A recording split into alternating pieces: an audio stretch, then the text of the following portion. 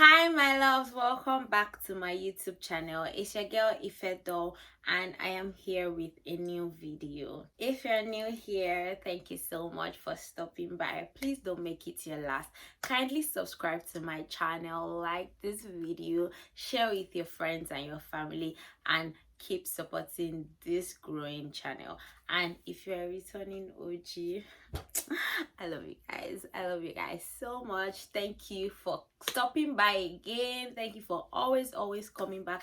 Thank you for always supporting. And for those of you guys, those of you my new subscribers that have been showing me so much love on my social media platform, you guys have been commenting my DMs on Instagram, on Snapchat. Oh my god, the messages are always so nice, and I just want to appreciate you guys and officially welcome you guys to this channel. In this channel, I'm going to be giving you guys the tea and everything to keep you glued and to keep you entertained all the time. Without further ado, let us get right to the business of the day. I feel like falling in love.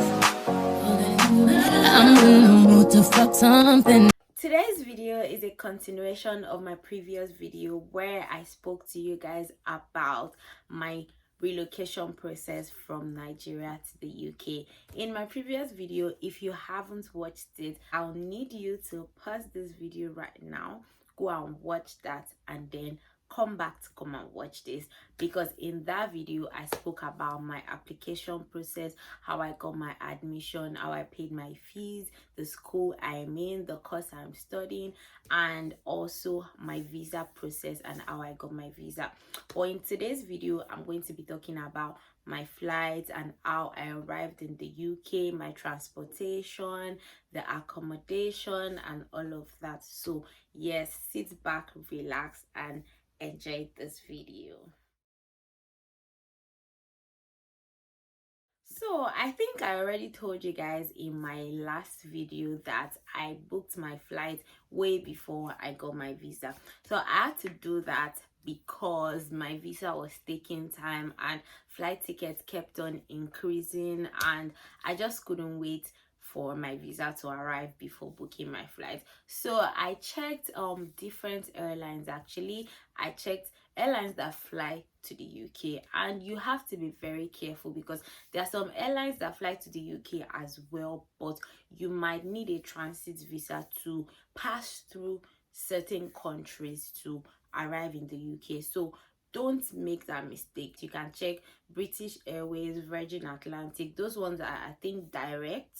Yeah, so it's just 6 hours direct from Lagos to London or Birmingham or wherever you are going to in the UK. But for me, I booked a transit flight. So I booked my flight with Qatar Airways. While checking Qatar Airways, I also checked Turkish Airline, I checked Air Maroc, I checked British Airways, I checked Emirates, I checked Virgin Atlantic. I checked so many airlines. Basically I booked with Qatar Airways, but the thing is I didn't book directly on the Qatar Airways website. So I booked using Wakana, and I did everything online. I didn't have to go to Wakana office. So I had to do that because while waiting for the visa and all of that, my family members were saying, oh no, don't book your flights, what if you get a negative response? And it was pissing me off. I'm not even going to lie, it was pissing me off because I was like, I'm very optimistic and I know for a fact that I'm going to get a good response. So why do I have to wait until I see it with my eyes before I book my flight? It's always good to do that here, just so you don't, to avoid any mistake or any error or any nonsense. Also, what if your flight your ticket gets, what if your like visa comes out really late and you've already booked your ticket for a close time and you have to start paying more money to keep moving it and all of that? But at the same time, I also had to apply my initiative. And no, don't forget that I told you guys that I also wanted to travel, or I also traveled with my friend, basically my best friend Mary Ann. So we were two in this game, and in our own side, I be on our own end, our family members. In fact, she be me is only my sister. My mom didn't even give me any issue. My mom was just like, anything you want to do, do. You already have the money that I used to book your flight. My mom was trying to be logical because obviously, if I waited a little longer and the money increases, I'm going to run to her that, Mama, oh, this is the money I have, oh, and I need more. She's going to have to cough it out. So in her defense as well, she was like, I think it's best you book this flight because you know that I've already spent plenty money already. So I was thinking about that. But for my friend, literally everybody in her family was against her booking the flight, and I couldn't go ahead and book my own without us because we already made a pact that we had to travel together. And I was also looking out for myself because I honestly wouldn't have enjoyed my flight if I had traveled on my own. My friend's sister then came up with the option of us using Waka Now, and then the point of using Waka Now was so that we'll be able to book and pay for our flights small. I do not recommend that if you already have all your money complete, because you're going to have to pay an interest. So basically, for instance, let's say the flight on Qatar Airways is 100k. On Waka Now, we saw the flight for maybe 10k more or 15k more, and then after that we had to pay a certain percentage because we were paying small. So basically, the money that I had already budgeted, that okay, this is money for my flight, I have to add more. But at least it was better than nothing, because by paying the initial payment, we were going to wait for a certain amount of time to see if the visa comes out and if it's positive. So if the visa comes out and it's positive, we can go ahead to complete the payment. And if it doesn't come out positive, God forbid, we would definitely forfeit the money because we can't even get the money back. I objected to it, but at least it's better than nothing. So we went ahead to book the flight on Waka Now and paid the deposit. But the thing is that Waka Now is not even going to give you a ticket until you complete the payment. So we kept on waiting for our visa. Lucky for my friend, our visa came out like a day before the deadline for the last payment, because we picked 2 weeks that we're going to complete the payment in 2 weeks. I think there's the option of 2 weeks, 1 month, 3 weeks, thereabouts. But yeah, I picked the shortest one because I was just like, even if my visa does not come out, me, I will pay. I'm tired of all this ceremony and all of that. But yeah, our visa came out and it was positive, so we went ahead to pay the rest of the money in hopes that mine will come out positive, and thank God it came out positive. So yes, we booked the flight. Then Waka Now sent us the ticket and all of that. But there are some certain things that I heard about, and while I was searching for flights and I was on all these people's websites, I already registered on Qatar Airways privilege, something. So basically, you get a privilege card, and that card awards you some sort of benefits. But you see, the mistake that I made, that I don't want people to make, it that when you register on, like when you go on their website, you see the option to register on the privilege club. If you have not register, but after doing that, look down, like scroll down somewhere, or you can just Google it. I'm sure somebody will have done the video somewhere on YouTube, because it was at the airport I knew this. So you have to then upgrade from just plain privilege burgundy card to, I think, students burgundy. So that student burgundy means that you are a student, you are on a student visa, and then you get like the student benefit that Qatar is offering. So me, I only registered for the burgundy. I didn't register for the student burgundy, but I was going to claim all the benefits. The part of the benefits was me getting extra luggage allowance. So yes, normally when you are flying on Qatar Airways, you get 223 kg luggage, like you get to carry 223 kg luggages and one hand luggage that weighs 7 kg. But you see, because I am a club member that has the student burgundy card, the card is not physical, it's online. So when you see it on the website, when you go there, you have a number on it. So because I had that card, it affords me an extra 23 kg. So that means I will now have 3 23 kg boxes. So I now went to their office because I just heard it somewhere, but I wasn't so sure. So I went to their office and I was like, please, oh, I heard this and this. Is that true? What do we have to do? Do we have to print out documents? And they were like, oh no, just come with your luggages and then have your card like on your phone. So when they ask you, you show them. And I was like, okay, that's fine. So I packed all my load and I was carrying stuff for my sister. So I basically dedicated 123 kg box for her of just food. Then I was like, the remaining two should be enough for me. You guys, relocating is not a small thing. You think that, oh, your load is not going to be much. Guys, I could not pack my whole life inside 3 boxes. Sorry, 2 boxes, because I already dedicated one to food stuff that my sister is going to take like most of, because all the things that I even carried, all them beans, all them gari, I don't even eat them like that. The only thing I would have said maybe was really important to me was Indomie, maybe very tiny guy, because I don't even eat them anymore. What else? Maybe small tiny egusi, fish, dried fish. Yeah, I really love dried fish, but basically I don't think that my food stuff will have filled up a whole box. Do you get what I mean? But yeah, that my clothes didn't even feel like, was even too much for one box. I had to pack my hair stuff, I had to pack my business stuff, like I had to pack you guys, I don't even want to think about it. But yeah, we sha did it sha. At the end of the day, by the time I was done packing, one of my boxes weighed, I think, 35 kg. The other one weighed 23. The other one weighed 23. So I had 130. Is it 35 or 32? I don't even remember. 30 something sha, 130 something kg. No, I think it was 35, 135 kg box, 123 kg and 123 kg. That's what me I carried out of my house. Then my hand luggage was weighing 12 kg, but I was like, there's no big deal, they won't really weigh it. So I was like, I'll go scot-free. Then I carried my backpack that had my laptop in it. We got to the airport though. That's how, by the time they weighed my luggage on the scale, something that was weighing 35 kg, I think it weighed maybe 2 kg more. Then one of the boxes that was weighing 23 kg, the one that had the food in it, it was now weighing 29. Then the last one, that one was weighing 23 kg. Then my hand luggage that was weighing, no, I told me it was weighing 10 kg. By the time we got to the airport, it was weighing 12 kg.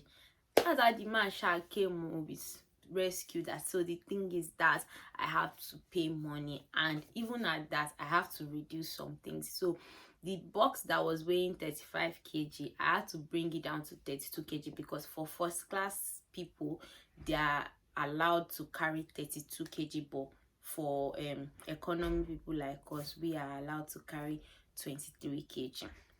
So we shall started this shuffling business. We made one of my boxes 32, we made the second one 32, then the third one we left it at 23 kg. Then my hand luggage, we had to reduce it to 38 kg. God, I didn't do any of that because I had to just run away and go and do my registration. So it was my mom and my friends that were with her that like helped me sort out all of that. I shall know that by the time they had wrapped my box, it was okay. Then time to go and check in my luggage.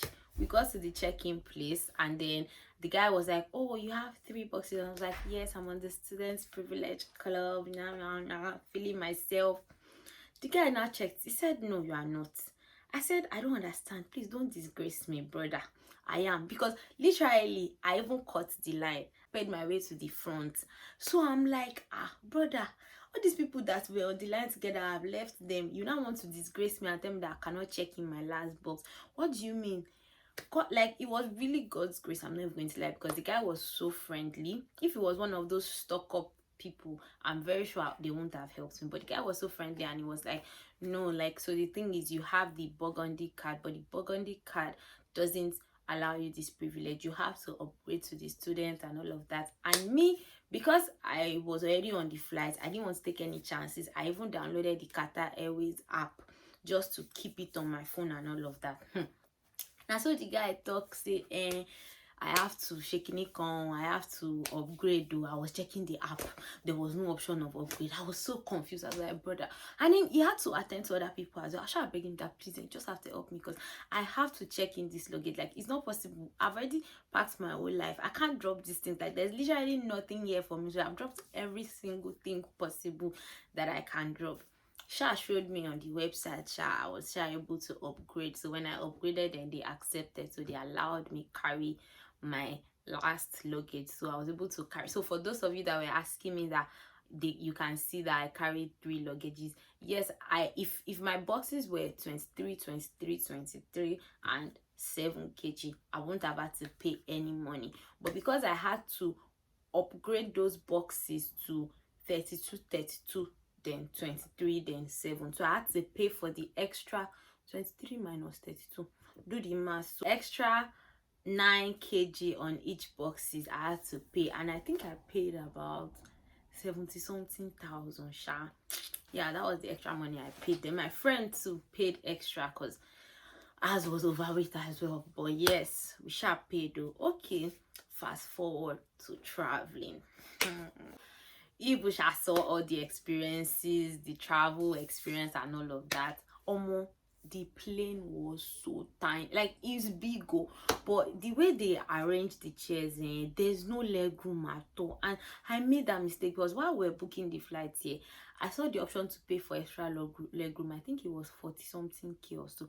I should have actually paid that money, but I was doing a lot of roll. I was like, oh, it cannot be that bad. Guy, it was that bad. You guys know that at some point when we're like in the sky, I had to like stand up from the chair and kneel down because my legs were hurting so bad. And that's for someone like me that isn't tall and I don't have long legs. For my legs to be cramping up like that, then imagine somebody that has a long leg. It would have been terrible. But yeah, the second flight, like, we had our itinerary over there. The second flight was a bit better, not so great as well, but it was a bit better. But have money. I'm saying it, first class is the way, where you have your own space, you can sleep, or even private jets. God, I want to be a baller. I don't want to be a mechanic. But yes, so we got to London Gatwick. So basically we booked our flight to London Gatwick instead of Birmingham Airport. I don't even know why. I think, oh yeah, we didn't say cheap flights for that because flights were really expensive, guys. Flights were really expensive. Let me bust you guys head. When we went to the Qatar Airways office, there was this lady that came there to make inquiry on our flight. The flight that me and my friend booked for less than 500K, that lady booked it that day in front of us. That same flight, that same day, she booked it in front of us for 900K. And me and my friend were thinking of like changing our flight to the one that had a shorter layover, and that guy in front of us was telling us that both of us had to add about 1 million naira. I'm like, you say a what? In Nigerian economy that is bad, please abeg go. We just accepted our fate like that. We'll use that time to enjoy Qatar and just try our best. At least we're 2, we're not 1. But yes, so after that, before we left Nigeria, I actually made arrangements for transport. I went to this particular website. I'm going to put the link in my description box. I don't even remember the name. I think it's Airport Pickup, something like that. Just check my description box. The details and everything is going to be there. So I went and booked a bus. Is it bus that we call it? It's not a like when like downfall kind of bus, but it's a big bus that can carry as much as I think 8 bags. Yeah, it can carry 8 bags. And me and my friend, we had 4. So yes, the car was big enough to accommodate us, and we just booked the car to carry us straight from the airport to the house, because we don't like, people were suggesting you can take the train, you can do this and you can do that, and I just felt like that's too long because we have 3 boxes. How do you want to be dragging box inside train and be doing baga on top of how much will the train carry us? Last train, because I even went to London like the first week after I arrived, and the train to London was about 30 something pounds. Come was I think 70 something pounds. So maybe go alone, let's say 50 pounds. So we spent 300 pounds, but 300 pounds was both of us, so let's say 150 pounds. Is it not better? The trip was so why am I even talking too much? You guys saw it now. You guys saw our trip. Like, it was so comfortable. The guy, oh my god, such a chilled guy. He was like, oh, he loves Afrobeat music, he wants us to play our Afrobeat. We were just jamming Ashake. The guy was just like, babes, you need to send me these songs. I had to send him like the links and everything of the songs so he can be jamming. It was such a chilled ride. He took us to where we're going to get food. He waited for us. Like, he really chilled with us. He helped me carry my stuff. He took our pictures. Please, I beg. I enjoyed my trip. Oh, yes, I know that I paid 300 pounds, but it's 300 pounds well spent from London to Birmingham. So yes, we got home, and as you guys could see, we arrived at my sister's place.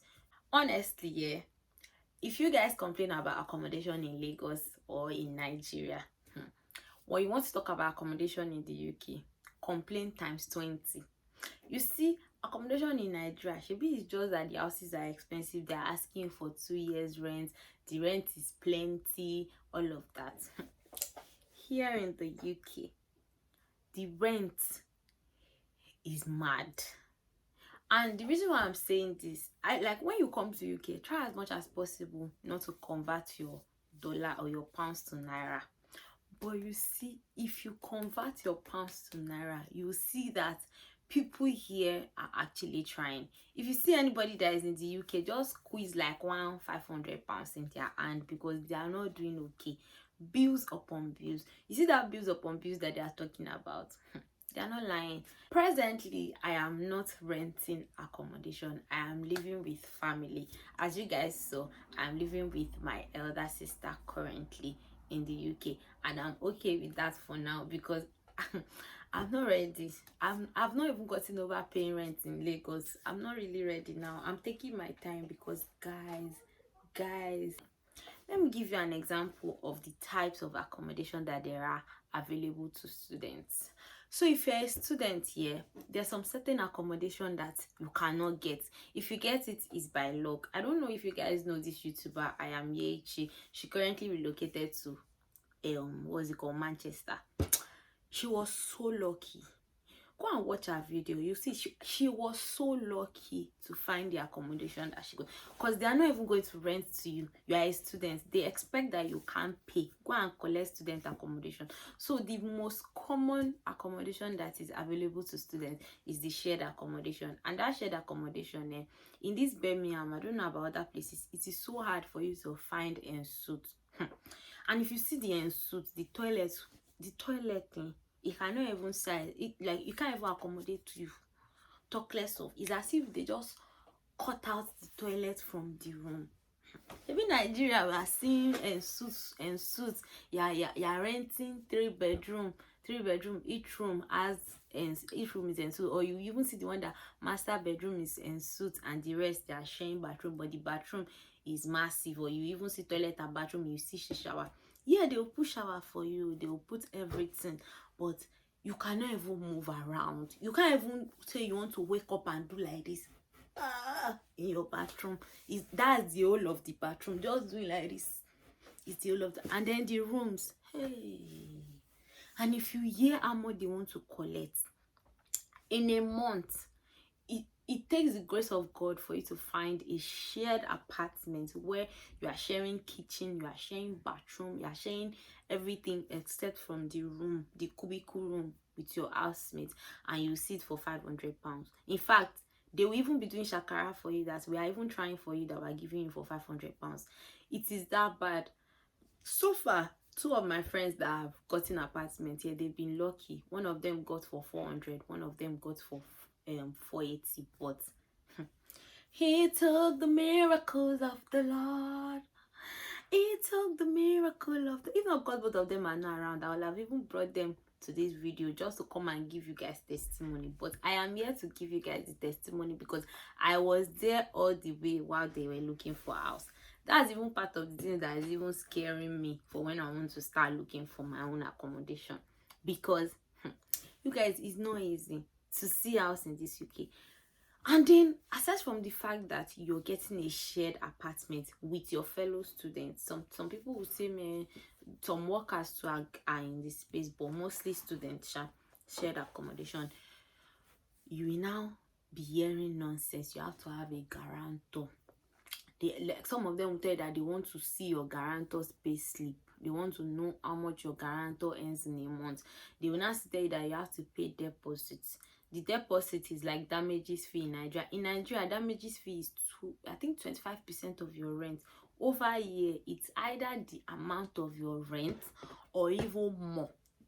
It has never been less so far in a month though, because here you pay rent per month. It is in Nigeria that you pay rent in a year. Here you pay rent per month. So before the month has ended, like this, already paying another one. Some people will not even tell you that you should give them 6 months rent up front. The one I even saw that just killed me mostly, like recently, was the fact that so you go and collect accommodation here. Your rent is supposed to be paid monthly, but they won't collect it from you monthly. They will collect 5 weeks rent. You know, in a month there's 4 weeks.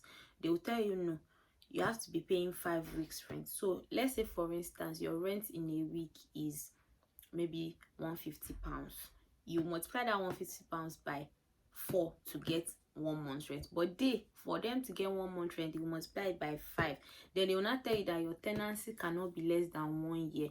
So what you now do is that you keep paying 5 weeks, 5 weeks, 5 weeks. Then at the end of the 3 months of your tenancy agreement, you will not now pay again because you've paid up front. So basically, they want you to pay up front. That's that extra 1 week that I could, like, are you mad? What if I don't want to stay that long? I've already paid extra so I can see. Like, this place, accommodation is not joke, so it's not special. So if you are coming to the UK, be ready. And if it is possible for you, get an Airbnb too. They are very mad and it's expensive. That's the only problem. It's just that it is expensive. Like, all these things are expensive. So you just be thinking that the money you're supposed to come and keep and use to collect house, you've already wasted it on Airbnb. But guys, accommodation is a different ball game. And then before I came to the UK, I was watching all these YouTubers. There's this girl Tosla and then Moni Lagos. They have this deal with these accommodation people. I think what's their name again? Amber Students. And I didn't check, but I used them when I was doing my interview and all of that, and also Zoopla. But those Amber Students, they pride themselves of like getting you proper accommodation and all that. When I got here and my friends were looking for a house and I was helping them to check, I checked on Amber Student. There's no more accommodation in Birmingham. You will not now go and collect house. You will not go and collect house that is train away from your school. It's not possible now. Do you understand? Like, why are you schooling in Birmingham and you're living outside of Birmingham? Except if you are maybe a family person and your family is there. But I don't see a reason. So like, accommodation is on another level. If you have somebody here, it's better you ask them to start helping you check and make sure you have a guarantor. And the guarantor, there are some requirements. You can't just use anybody. I can't be a guarantor for anybody because I'm a student.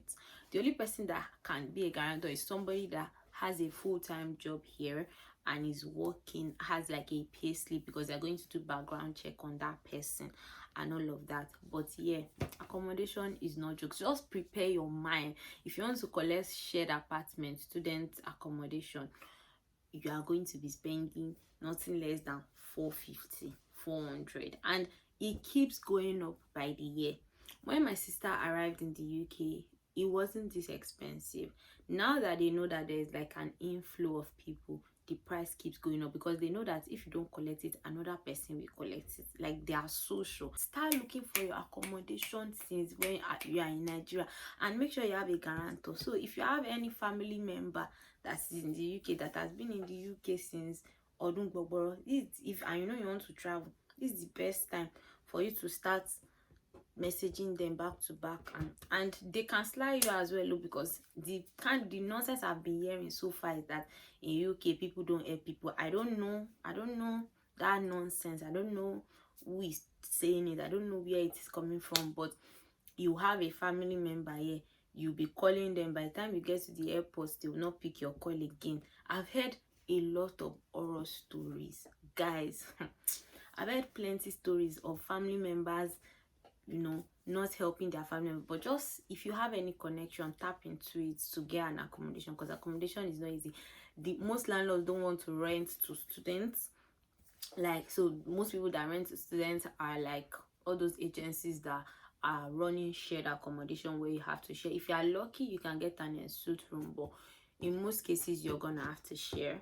And then as well, you can't, like, to rent a studio is a lot.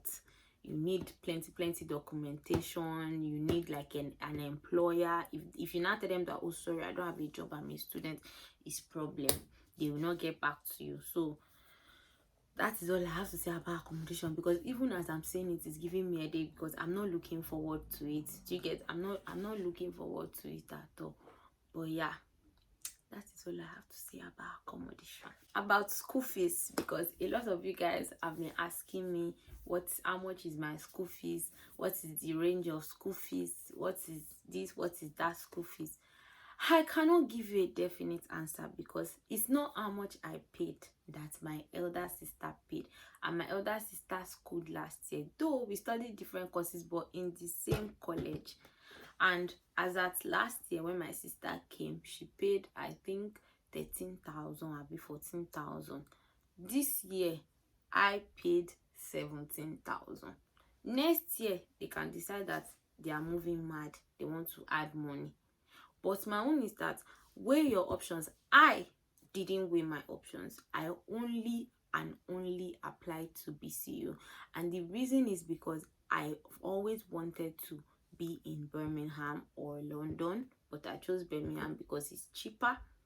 Also, I have family in here, so it's easy for me. Like, it's easy for me to transition. If I didn't have anybody in the UK, I'll probably also look for the cheapest schools and all of that. But in terms of like fees, I'm not the best person to give you an answer, because the schools change their fees. You can see a school today that is 11,000, and by next year they've added 5,000 on top and all of that. But then my school gave me a scholarship. I don't know, always even consider that thing as a scholarship, because if you want to give me scholarship, give me 5,000 pounds. They gave me 1,500 off. So my school fees is, I think, 17,009 something, roughly 8,000 pounds, and sorry, 18,000 pounds. And then they removed 1,500 out of that. So we remove 1,500 from 18,000. That's what's safe, 16,000 something, 16,005. So thereabouts, that's how much I paid as my school fees. So after all this enjoy and talk and all these things, I believe that I've answered all of you guys' questions regarding everything. Moving forward, I'm going to be sharing little things with you guys, depending on my experience and, you know, what I have just gone through being in the UK.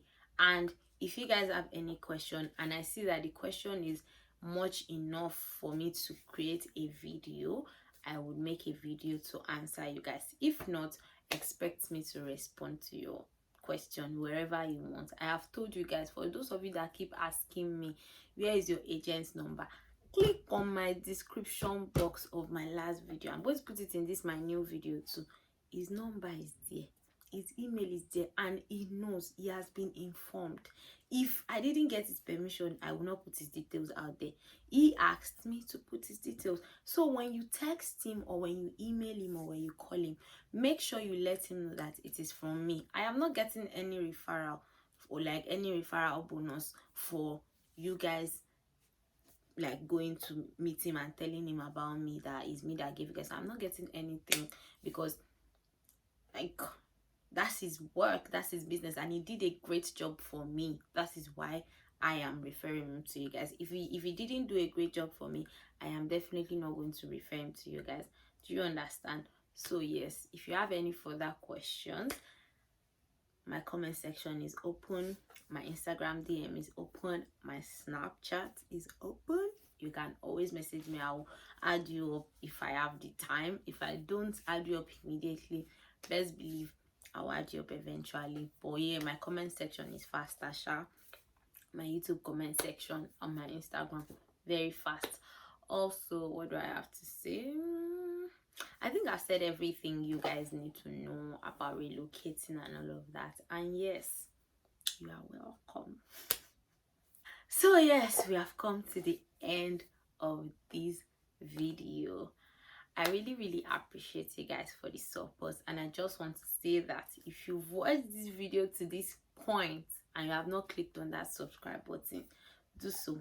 We are on the road to 500 subscribers. I know I'm not bigging up myself enough. I'm supposed to say on the road to 1,000, but let's reach 500 first. At least let's cross that milestone, then we can start 1,000. So yes, you guys should keep subscribing if you have not. Like, all this information, all these juicy details I'm giving you guys, don't you think that I deserve for you to subscribe, so that you can come back, turn on your notification bell so that you'll be notified when I post a video, so you can come back to come and hear more, because I have a lot to say. I'm here for you guys. And don't forget, please, I'm not an immigration official, and I'm not a relocation expert. Everything I'm saying is according to my experience, and if you need me to connect to certain things or certain people to help you out like I was helped, I'll definitely do that if I can. Okay, so yes, thank you so much for watching this video. Please don't forget to subscribe if you haven't. Like this video, share with your friends and family, and I'm gonna see you guys in my next one. Love you guys.